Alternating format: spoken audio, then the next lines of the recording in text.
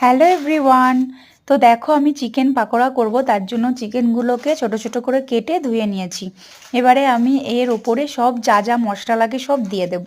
নুন, হলুদ, তারপরে লঙ্কার গুঁড়ো, একটু কাশ্মীরি লঙ্কার গুঁড়ো, সব কিছু কালারের জন্য কি হয়, কাশ্মীরি লঙ্কাটা দিলে খুব সুন্দর একটা লাল লাল কালার আসে, দেখতেও খুব সুন্দর লাগে।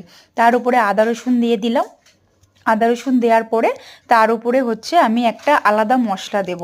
তো মশলাটা হচ্ছে খানিকটা কাঁচা লঙ্কা দেব, একটু জিরে বাটা একসাথে আর কি মিক্সড করে, ওটা আর কি মিক্সার গ্রাইন্ডারেই আমি আর কি ঘুরিয়ে নেব।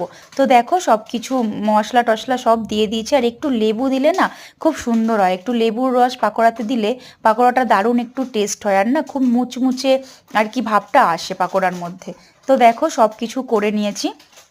এবারে তার উপরে আমি একটু কর্নফ্লাওয়ার দিয়ে দেবো, কারণ কর্নফ্লাওয়ার দিলে কি হয়, খুব মুচমুচে হয় ব্যাপারটা। অনেকে বেসনও দেয়, বেসন দিলেও একটা ভালো টেস্ট হয়, বা দুটো মিশিয়ে দিলেও না খুব ভালো হয়। আমি বেশিরভাগ সময় দুটো মিক্সড করে দিই, কর্নফ্লাওয়ার আর একটু বেসন, দুটো একসাথে মিক্সড করে দিই। তো দেখো তারপরে মাখানো হয়ে গেছে, সুন্দর করে হাত দিয়ে মাখিয়ে নিতে হবে।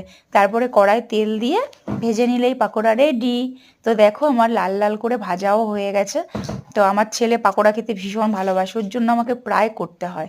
তো কেমন লাগলো রেসিপিটা জানিও।